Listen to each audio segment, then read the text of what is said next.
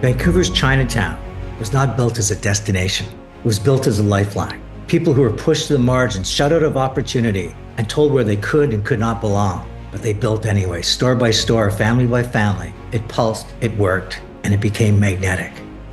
But then slowly the pulse weakened. Rising costs, aging buildings, less attention from the city racing forward. And then the pandemic hit, not as a pause, but as a rupture. Foot traffic vanished overnight. Seniors retreated indoors. Small family businesses lost a daily rhythm that could keep their doors alive. And this is how places unravel, not with demolition, but with absence. My guest today is Carol Lee, and what she saw in that moment was not failure. She saw a break in connection, an absence of belonging, and through the Vancouver Chinatown Foundation, she helped ignite Light Up Chinatown. This is a story of how Chinatown reminded a city who it is and how one person helped turn darkness into belonging. Let me now introduce you to Carol Lee. Carol Lee, welcome. Thank you so much for inviting me on the show. I think there's a core word that's going to roar through this entire video, and it really is about community. So let's go back to 2012 when you created the Vancouver Chinatown Foundation. And at the time, what should have been a landmark, something of beauty, was in a state of decay.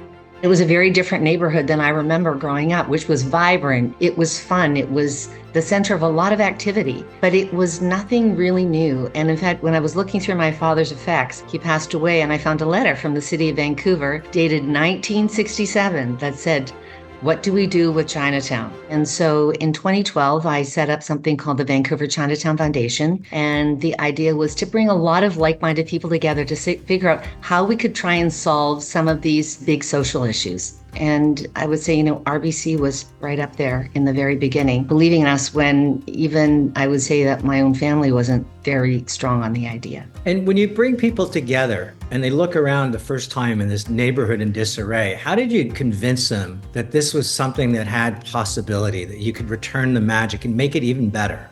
Well, we couldn't have done it without Carmen and Martin Thibodeau. I had put together a group for economic revitalization and he volunteered to be on it. It was a very tough task because even my father, who was no stranger to difficult challenges, said it's impossible. And I said, look, if we don't try and do it, who's going to want to do it? And so I tried to find people that had some sort of roots, that grew up and remembered Chinatown in its heyday and said, let's see if we can band together and try and revitalize this neighborhood. Fast forward now to the pandemic, where you're starting to get some wind at your back. Next thing you know, this hits, and almost overnight, anything you had created was really collapsing around you.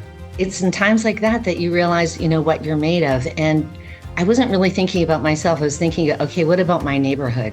The government was providing a lot of, supports during COVID. With that program alone, there was almost $4 million that came into the neighborhood. Another thing that we did is we started something called Light Up Chinatown. So we thought, we need to get people to come back into the neighborhood to support small business. RBC came to our rescue. It was 1 month before we wanted to have this event, and we didn't have any sponsors. And so they agreed with 4 weeks to go to be the presenting sponsor. And that first year, we had 5,000 people. The one thing we're good at trying to do is give people hope. And I think that the merchants were just overjoyed that there was this many people that wanted to come and support them. Once you have success, it's amazing. You get this momentum that people want to join. They're looking for things to support. So last year, we had our 5th year. We had 22,000 people, and it's become a signature event now in the city of Vancouver. Did it have a lasting impact? Did it start turning the tide from impossibility to possibility?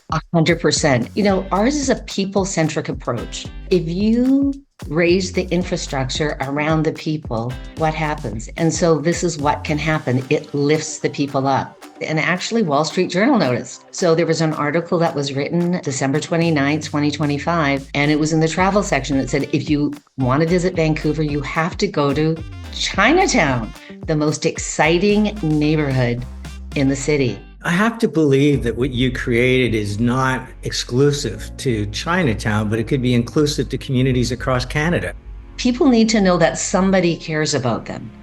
Now, if your dad was still with you and the mayor of Vancouver was to write to them about Chinatown, what do you think the letter would say today? I think that they would say that they're happy with the way that Chinatown has shown its resilience. Somebody actually just sent me a note yesterday, was one of his classmates, and said that, your dad would be so proud. It's people like you that remind us that when we come together in the middle and we think about what we can do together, this is where emotion roars. This is where people walk away going, I'm so proud to be a human being. I feel lucky to be surrounded by so many people who have the same vision of what's possible. Magic can happen. You get the right people around you.